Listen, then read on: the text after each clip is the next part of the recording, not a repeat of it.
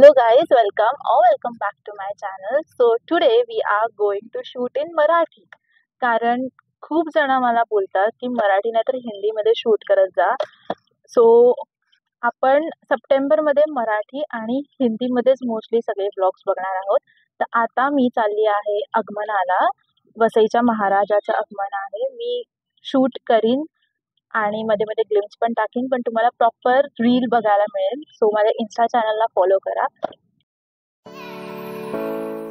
आता आम्ही वसईला पोहोचलोय आणि आम्ही घेतलाय कॉफी ब्रेक. कॉज अजूनपर्यंत बाप्पा आले नाहीयेत. त्या लोकांनी दादरवरून गणपती बाप्पा आणलाय. सो थोडा टाइम तर इकडे तिकडे होतोच. एक्झॅक्ट 5 टाइम दिलेला, पण एक्झॅक्ट 5 वाजता तर सुरू नाही होणार. सो आता आपल्याला ID मिळालेला आहे. सो थोड्या वेळाने आपण शूट स्टार्ट करू. तोपर्यंत मी कॉफी संपवते.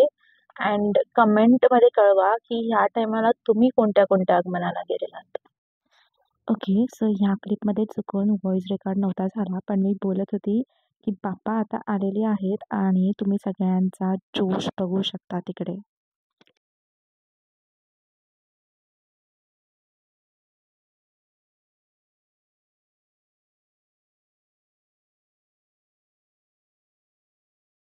बाप्पाचं आगमन झालेलं आहे. खूप जास्त गर्दी होती, पण फायनली सगळं झालं नीट. मी बॅक टू माय रूट आलेली आहे, कारण खूप अतिशय गर्दी होती. पण तरी मी तोपर्यंत तिकडे होती तोपर्यंत ट्राय केलं की नीट राहू. आणि आम्ही 4 वाजल्यापासून निघालो होतो. 5 वाजल्यापासून आम्ही इकडे उभे होतो. तो अति गर्मी होत होती, बट स्टील मी ट्राय केलं की लास्टपर्यंत करू. सो आता आम्ही मॉलमध्ये आलेलो थोडंसं फ्रेशन अप व्हायला, कारण खूप एक्झॉस्ट झालेली जास्त. सो आता मी फ्रेश झाली आणि आम्ही चाललो आहोत रेस्टॉरंटमध्ये. बघू मॉलमध्येच खाऊ नाहीतर मग कुठेतरी रेस्टॉरंटमध्ये जाऊ.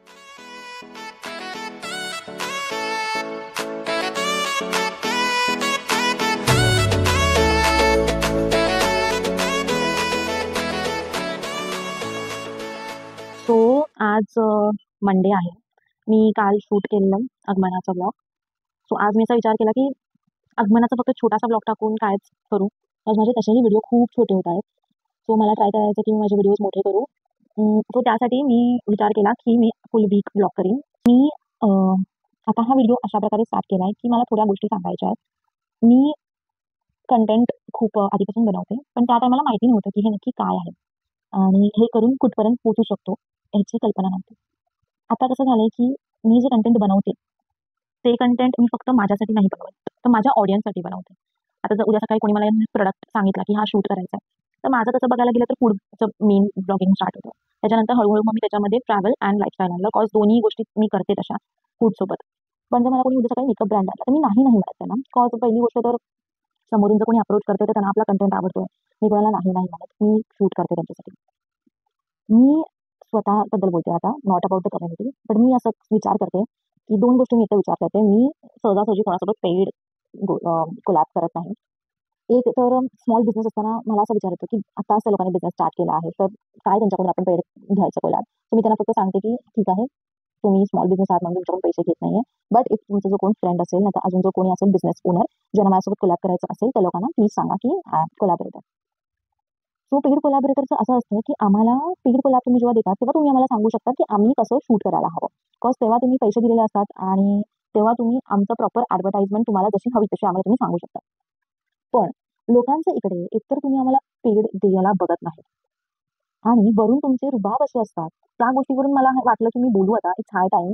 मी खूपदा म्हणजे गेल्या 2 वर्षापासून मी बघते खूप ब्रँड्सला इव्हन आणि खूप मोठ्या-मोठ्या रेस्टॉरंट्सला वगैरे, की तुम्ही कंटेंट क्रिएटर आहे ना, ठीक है, हम लोग के हिसाब से चला के लेंगे. असं तुमचं एक समज असते की नाही, तसं नसायला हवं.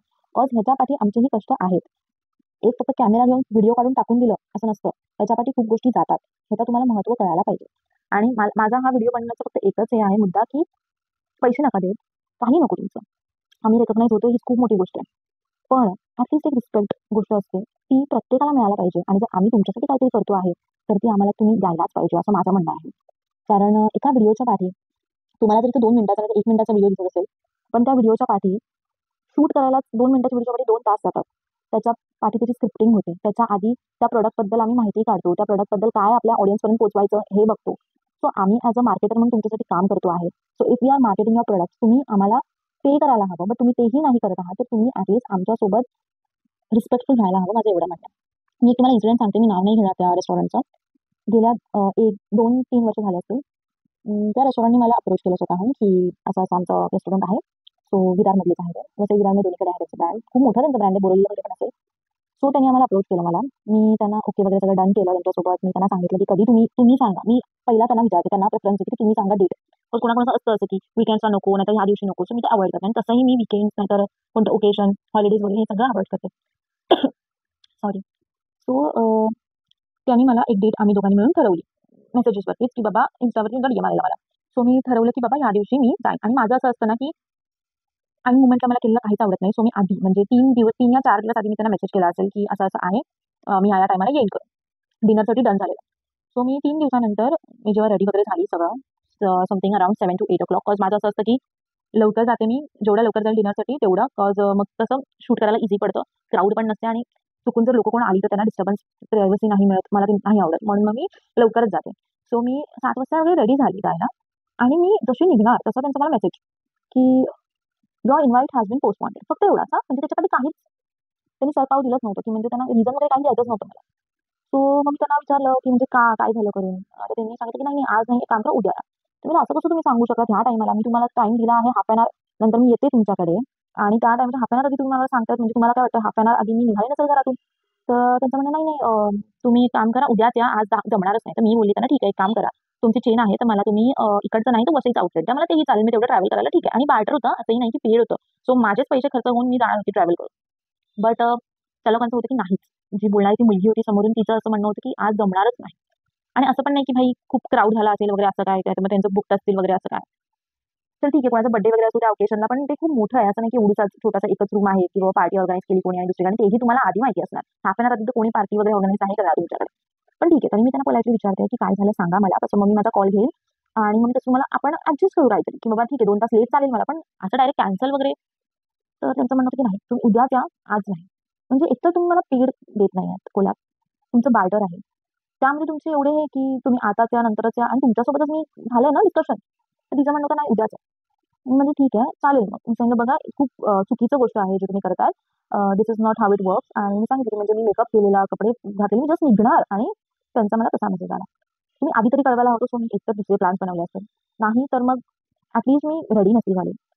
आणि त्यासाठी म्हणजे माझं असं होतं ना की पुढचा आपण वीक प्लॅन करून ठेवतो की ह्या वीकला हे मी रील पोस्ट करीन, नंतर इथे हे करीन, आता ते ह्या वीकमध्ये एक कोलॅबचा मी शूट करते, दुसरे मी कोलॅब घेणार नाही, हा सगळा विचार त्यांना कळतच नाही. सो माझं फक्त एवढं म्हणणं आहे की तुम्ही जर कोणत्या कंटेंट क्रिएटरला, तुमचे जर कोण फ्रेंड असेल जे बिझनेसमध्ये असतील आणि त्यांना कंटेंट क्रिएटर्सना जर अप्रोच करायचा आहे कोलॅबसाठी, नाहीतर मग तुम्हाला स्वतःला करायचं आहे, तर तुम्ही फक्त एवढा विचार करा की तुम्ही जसं तुमचा जॉब करताय तसा खूप जणांसाठी हा एकटा जॉबचा सोर्स असतो. तर फर्स्ट थिंग की तुम्ही त्यांना फक्त बार्टरवरती ठेवायला नको, तुम्ही त्यांच्यासाठी पेड करायलाच पाहिजे. पण ठीक आहे, असे माझ्यासारखे जे लोक असतील, जे लोक समोरून तुम्हाला सांगतात की इट्स ओके, जर तुम्ही स्मॉल बिझनेस आहात तर मी तुमच्यासाठी बार्टर करायला रेडी आहे, तर ॲटलीस्ट त्यांना तुम्ही ग्रांटेड घेऊ नका. एक रिस्पेक्ट असतो जो सगळ्यांना मिळाला पाहिजे, आणि इतकं तुमच्यासाठी कोणी काहीतरी करतं आहे तर त्यांना तो मिळालाच पाहिजे. आणि आम्ही जर समोरून एवढे चांगलं तुमच्याशी बोलायचा प्रयत्न करतोय, तर तुम्ही पण तसंच आम्हाला रिस्पेक्ट द्यायला पाहिजे, असं माझं म्हणणं आहे. आणि मला तरी वाटतं सगळे कंटेंट क्रिएटर्स नाहीतर इव्हन इन्फ्लुएन्सर्स माझ्यासोबत एकमत ठेवतील की ही गोष्ट सिच्युएशन त्यांच्यासोबत पण झाली असेल, तर माझ्या 1-2 फ्रेंड्ससोबत झाली आहे. सो हाच फक्त उद्देश होता ह्या व्हिडिओ बनवण्याचा, मला कोणाला ड्रॅग नाही करायचं आहे. फक्त एवढंच की आम्ही जर काही करतो आहे तर त्याचं तुम्हाला महत्त्व समजायला हवा, एवढंच माझं म्हणणं आहे. सो आज आहे ट्यूजडे आणि मी आईसोबत चालले थोडं सामान आणायला. गणपती येत आहेत म्हणून मग आधीच सगळं सामान भरून ठेवलेलं चांगलं, म्हणून आईसोबत मी चालली आहे. येताना जर पाऊस नसेल तर कुठेतरी फिरून वगैरे येऊ आणि काहीतरी खाऊ, कारण आज सकाळपासून खूप जास्त पाऊस पडतोय.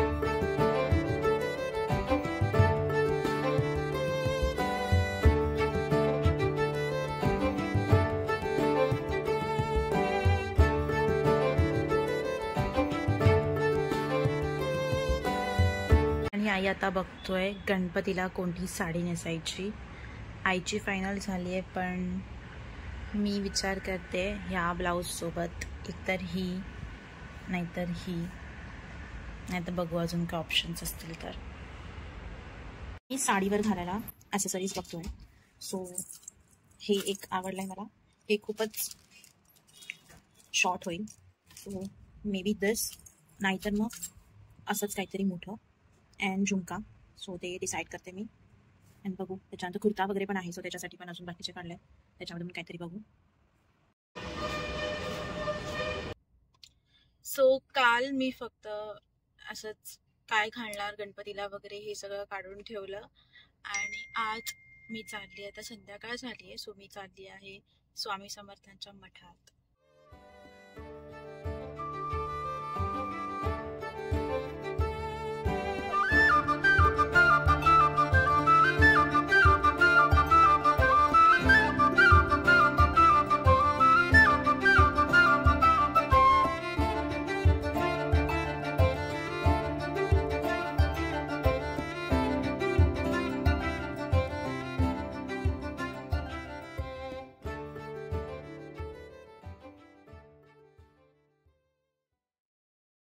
सो आज आहे गणेश चतुर्थी. मी सकाळी बाप्पाला मोदक दाखवले. त्यानंतर आम्ही नैवेद्य दाखवून दुपारी जेवायला बसलो. आज जेवायला होतं मोदक, मिक्स उसळ, बटाट्याची भाजी, वरण भात, पापड, कांदा भजी आणि काकडी. सो आता मी निघाली आहे घरातून. आम्ही सकाळीच नैवेद्य वगैरे दाखवलं बाप्पाला, मोदक वगैरे सगळं दाखवलं. मग आम्ही जेवलो आणि आता मी चाललो आहे विरारचे गणपती बघायला. मे बी वसईचे पण बघू, माहिती नाही अजून, पण आम्ही ते सगळे बघतो आणि मी तुम्हाला डिस्क्रिप्शनमध्ये सगळा ॲड्रेस देईन.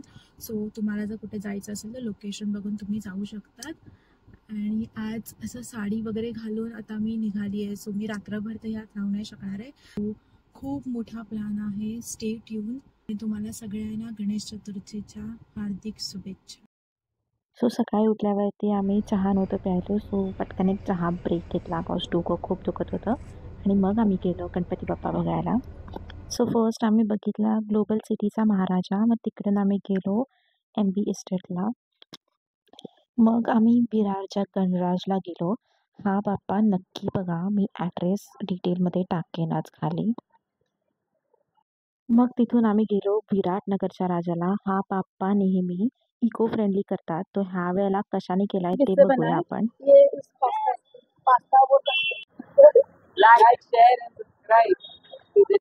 मग ऑन द वे जाताना आम्हाला एक पंडाल दिसलं. त्या बाप्पाचं असं काही नाव लिहिलं नव्हतं. तिकडे ड्रॉइंग कॉम्पिटिशन वगैरे चाललेले आणि नॅशनल स्कूलच्या लेनवरती आहे हा बाप्पा.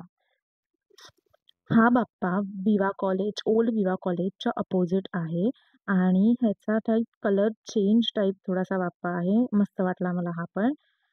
मी वसई विरारचे खूप कमी बाप्पा बघितले, कॉज टाईम नव्हता एवढा. सो मी कदाचित जमलं तर वसई विरारसाठी एक वेगळा ब्लॉग बनवेन. सो आता वाजलेत 9:30. आम्ही चाललो आहोत मुंबईच्या बाप्पाचे दर्शन घ्यायला. सो आता घाटकोपरला पण जायचंय ह्या वेळेला. घाटकोपर झालो. नेहमी आम्ही फक्त खेतवाडी वगैरे ह्या साईडला जातो, पण ह्या वेळेला आम्ही घाटकोपर वगैरे पण बघणार आहोत. सो मी सगळे आम्ही फाउंटनला आलो आहोत खायला. व्हेज मंचुरियन वगैरे काय काय मागवलंय. सो आता फुल होऊ आणि मग गणपती बाप्पाला बघायला जाऊ. तेव्हा खूप चालायचं असतं, सो आधीच खाऊन घेतलेलं बरं. सो आम्ही मागवलं veg Manchurian, veg Hyderabadi biryani, pulao, जे काय तुम्ही बोलू शकतात. आणि मग आम्ही गेलो, माझ्या एका फ्रेंडला पिकअप करायचं होतं. सो आधी आम्ही वरळीला गेलो आणि मग तिकडून गेलो गणपती बाप्पाचे सगळे दर्शन करायला. आधी आम्ही गेलो परेलच्या राजाला. खूप सुंदर सेटअप उभारलेला, जय मल्हारची थीम होती. सो आता चुप ना, एकतर मला मराठी बोलायचं आहे पूर्ण स्पष्ट. वीकेंड होता म्हणून खूप जास्त गर्दी होती आणि तुम्हाला माहिती आहे दर्शनासाठी पण थांबायला वेळ नसतो. सो मी नीट शूट नाही केलं, पण तुम्ही फोटो बघू शकतात इन्स्टा स्टोरीवर. आता आपण आलोत परेलच्या महाराजाला. मग आम्ही फोर्टच्या इच्छापूर्तीला गेलो. हा बाप्पा मला खूप आवडतो. एकदम सुंदर बाप्पाला ठेवतात ते लोक. डेकोरेशन पण मस्त असतं, सेटअप पण मस्त असतो, फुल AC असतो बाप्पासाठी मेन म्हणजे. पण ह्या वेळेला थोडी जास्तच गर्दी होती आणि त्यांचं मॅनेजमेंट थोडं चुकलेलं असं मला वाटतं. कॉज जिकडून VIP साठी एंट्री होती तिकडूनच नॉर्मल एंट्री पण होती. सो सगळा केओस झालेला. मग आम्ही तिकडून गेलो कुलाबाला. हा आहे कुलाबाचा लाडका. सो आता आम्ही आलो आहेत. आपण कुठे आलोय? मरीन ड्राईव्हच्या सम्राटकडे. आणि इकडे कोणीच नाहीये, फक्त आम्ही आहोत.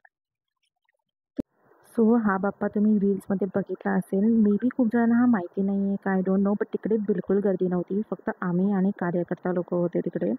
पण खूप सुंदर बाप्पा आहे हा. आता आम्ही आलो आहोत गिरगावच्या राजाला. सगळ्यात जास्त ह्या बाप्पाचे डोळे मला आवडले. आता आपण आलो आहोत खेतवाडीच्या दुसऱ्या तिसऱ्या गल्लीमध्ये. अजून इकडे काम कसं चालू आहे. सो हे थोड्या दिवसात, 1-2 दिवसात आय गेस होऊन जाईल. आज फर्स्ट डे आहे म्हणून नाही झालं असेल. हा गणपती आहे 4th लेन खेतवाडीचा.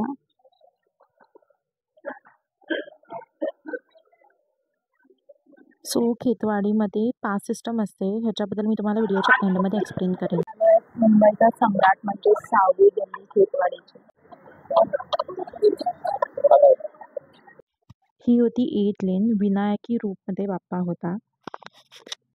मग तिकडून आम्ही गेलो 5th क्रॉस लेनला, जो आहे खेतवाडीचा लंबोदर. यावर्षी वर्ल्ड कपची ट्रॉफी घेऊन होता.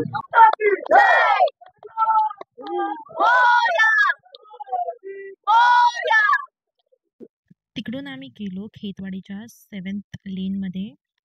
तिकडचं पण डेकोरेशन खूप सुंदर होतं आणि बाप्पा तिकडचा गरुडावरती बैसून आलेला. ह्या गल्लीला काही नंबर नाही आहे. हा होता खंबाटा लेनचा खेतवाडीचा राजा. सो आता आपण आलो आहोत खेतवाडीच्या 12व्या सो ही गल्ली पण मी कधीच मिस नाही करत. 12वी गल्ली माझी one of the most favourite गल्ली आहे. कारण ह्या बाप्पाच्या आजूबाजूला पण मस्त स्वच्छता असते.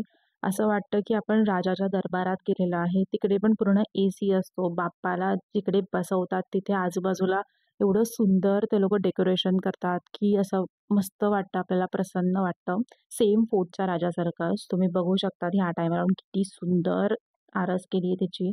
मग आम्ही तिकडून निघालो आणि जाता येताना जे बाप्पा दिसले ते बघितले. आम्ही वाया ठाणा आलो, पण घाटकोपरला वगैरे आम्ही उतरलोच नाही. आणि ठाण्याला पण खूप जास्त आम्ही दमलेलो म्हणून नाही उतरलो. हा होता फ्लावर मार्केटमधला बाप्पा आणि हा पण माटुंग्याचाच बाप्पा होता. हा पूर्ण मोस्टली सिल्वरने केलेला आहे. जर मला मिळालं तर मी नंतर डिटेलमध्ये ॲड करेन, नाहीतर तुम्हाला माहिती असेल तर तुम्ही प्लीज कमेंट करा.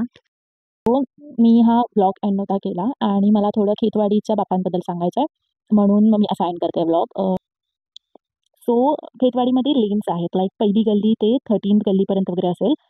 ते एवढे सगळे बाप्पा एकत्र आपल्याला म्हणजे मिळतात एकाच जागेवरती बघायला आणि खूप सुंदर असतात. लाईक कोणाचा आरस वेगळा असतो, लाईक कोणाची उंची खूप असते, तर कोणी वेगळ्या पद्धतीत बसलेला असतो, तर कोणाचं प्रत्येकाची थीम वेगळी असते. तर खूप सुंदर सुंदर बाप्पा असतात.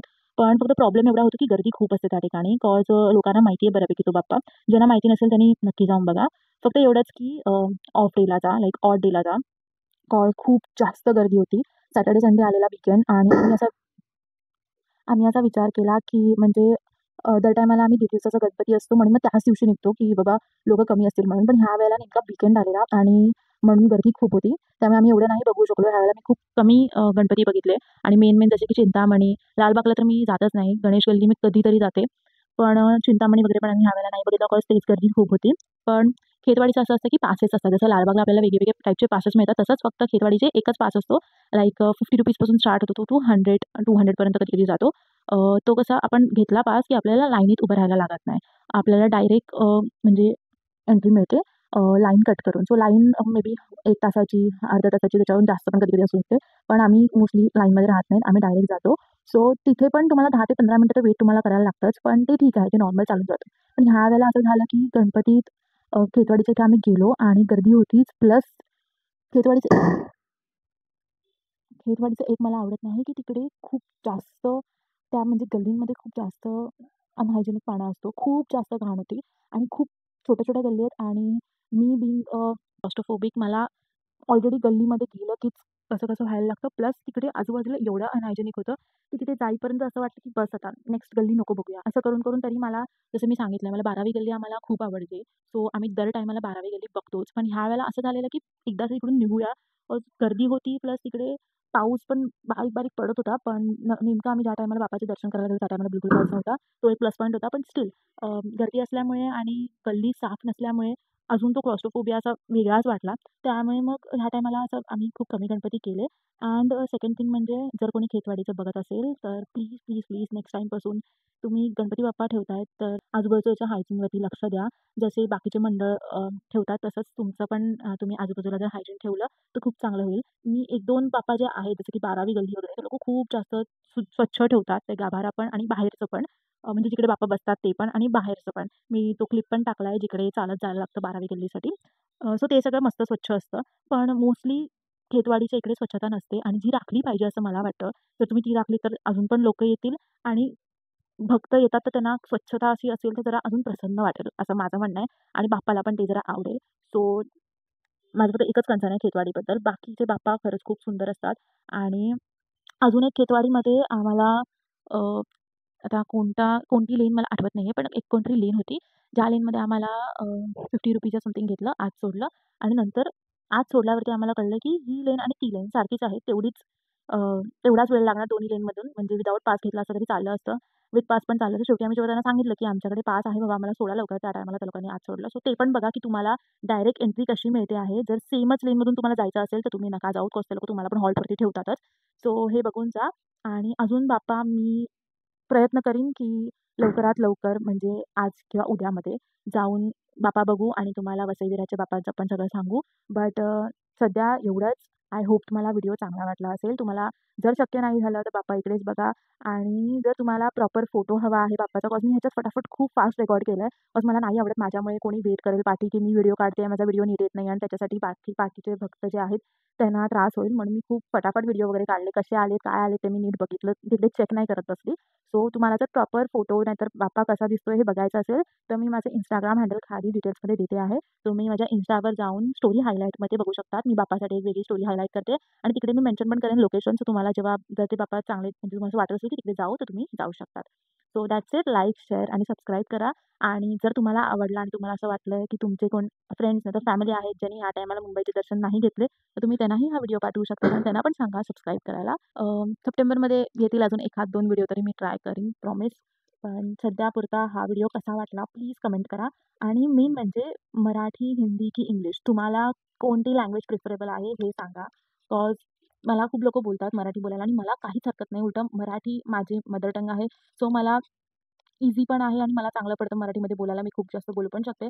फक्त एवढं की मी स्पष्ट मराठी नाही निघत. पण तरी मला आवडेलच मराठी बोलायला. फक्त एवढं आहे की माझी जी ऑडियन्स आहे, ती दिल्ली बेस्ड पण आहे, महाराष्ट्रातली पण आहे आणि आउट ऑफ इंडिया पण आहे. सो थोडं मग मला असं वाटतं की आउट ऑफ इंडिया जर माझी ऑडियन्स आहे, तर त्यासाठी इंग्लिश प्रेफरेबल असेल आणि प्लस हिंदी जर दिल्लीवाल्यांसाठी मी हिंदी बोलली, तर मग महाराष्ट्रातल्या लोकांसाठी मराठी बोलायला लागणार. मग त्यासाठी मी इंग्लिश निवडलं. पण तुम्हाला जर हवं आहे की मी मराठीतच बोलू किंवा इंग्लिश किंवा हिंदीमध्ये बोलू, तर तुम्ही त्याप्रमाणे कमेंटमध्ये सांगा. मी Instagramवरती पण पोल 2-3 दिवसात घेईनच. तर तिकडे पण तुम्ही प्रेझेंट राहा आणि मला तिकडे पण कळवा, की तुम्हाला कोणती लँग्वेज प्रिफरेबल आहे. सो तसं मी नेक्स्ट मंथपासून स्टार्ट करेन. आता हा ब्लॉग झाला आपला मराठीत. मे बी नेक्स्ट ब्लॉग मी हिंदीमध्ये करीन, नाहीतर मराठीतच करीन. पण सप्टेंबर मंथमध्ये इंग्लिशमध्ये मी नाहीच करणार आहे. सो तुम्ही मला कळवा अँड कमेंट करा. सो मला समजेल आणि मग मी नेक्स्ट टाईमपासून त्या लँग्वेजमध्ये बोलेन.